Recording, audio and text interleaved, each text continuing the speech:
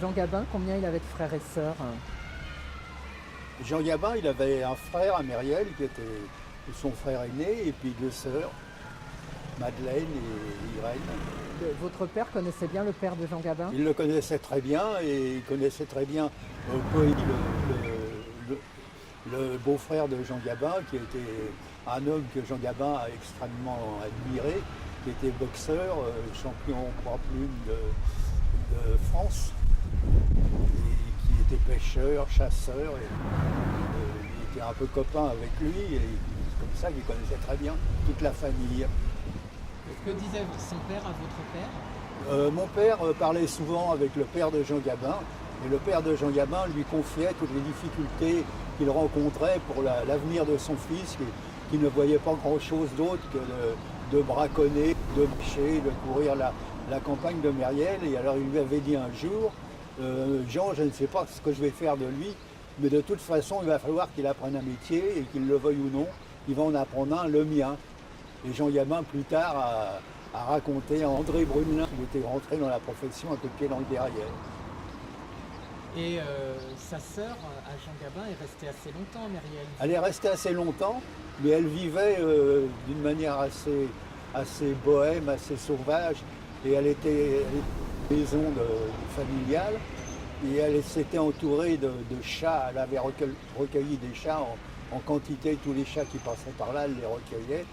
Et un vétérinaire qui était à cette époque venait soigner, elle l'appelait pour soigner les chats et pour les vacciner. Et ce vétérinaire me racontait que quand il arrivait, c'était une odeur pestilentielle dans la maison, il y avait des chats partout, il fallait attraper des chats sous les lits, sous les couloirs, plus des poulets, des lapins, tout ça, tout courait dans la maison.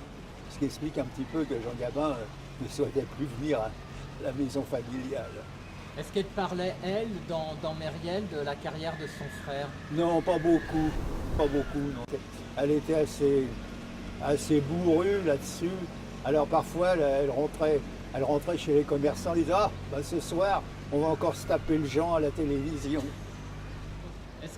Est-ce que Jean Gabin revenait régulièrement voir sa sœur? Au début, il est venu, je pense qu'il est venu pendant un certain temps, mais après, il s'en est lassé. Ils se sont plus ou moins fâchés parce qu'ils avaient à peu près le même caractère tous les deux. Et ils ne trouvaient pas du tout l'état dans lequel elle vivait avec toutes ces bêtes autour d'elle. Ils trouvaient que la maison était dangereuse, qu'elle était pleine de microbes. Ils disaient qu'ils ne souhaitaient pas que ses enfants mettent les pieds dans cette maison parce qu'ils allaient attraper toutes sortes de maladies. Et c'est bien qu'ils étaient plutôt en froid tous les deux. Si aujourd'hui Jean Gabin revenait à Mériel, vous avez une idée de ce qu'il penserait du musée? Je ne peux pas savoir ce qu'il penserait. C'est assez bizarre parce que c'était un être d'aspect assez bourru et au fond c'était un grand timide et il ne cachait pas toujours ses pensées. Il cachait ses pensées profondes. Vous avez une idée de ce qu'il faisait à Mériel quand enfant? Parce qu'il faisait, surtout, il ne faisait pas grand-chose. C'était surtout de se balader dans la campagne, de courir un peu dans tous les coins, surtout d'aller vers la forêt, de monter vers la plaine et la forêt. Il passait dans la forêt ou au bord de l'Oise à braconner, à pêcher. C'était surtout son rêve de courir dans tous les coins. Ou alors de travailler la terre, il aimait beaucoup la terre. De travailler la terre, c'est-à-dire d'aider dans les fermes. Est-ce que vous avez eu l'occasion de le voir? Non, j'ai eu l'occasion de rencontrer son père quand j'étais tout petit, tout gamin, mais je le vois encore très bien. J'ai rencontré un peu toute la famille, maintenant je connais jusqu'à ses petits-enfants, mais il n'y a que lui que j'ai jamais rencontré. Pourtant, je dois être une des rares personnes qui ait rencontré le père de Jean Gabin et ses petits-enfants. Et vous pensez que son père a été fier de lui? Je ne sais pas. Je pense. Et Vous nous avez dit là sur le bombardement.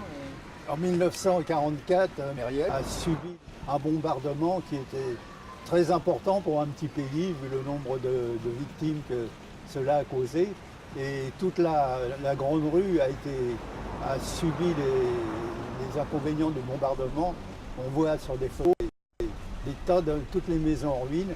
Et dans cette partie de grande rue où se trouve la maison, seule la maison de Jean Gabin est intacte et tout autour, ce n'était que ruine, il n'y a aucune maison qui a résisté.